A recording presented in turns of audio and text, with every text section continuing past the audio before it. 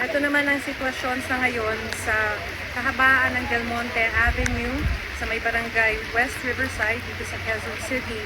So itong kalsada dito sa may Del Monte Avenue ay hindi na rin madaanan ng mga sasakyan. Ang pagkakasabi sa atin, yung mismong kantong yan ay aabot na sa dibdib hanggang sa may lampas tao.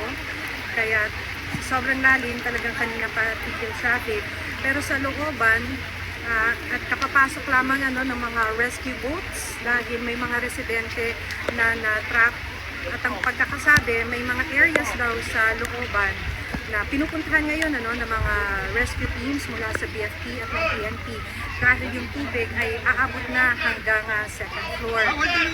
So ito ang sinasaway nila dahil maliban sa mataas na nga yung tubig, may malakas pa yung agos, so pwede kang tangayin. Kaya sinasaway din ng mga pulis yung ibang mga taga rito na tinatangka na tawirin yung kalsada.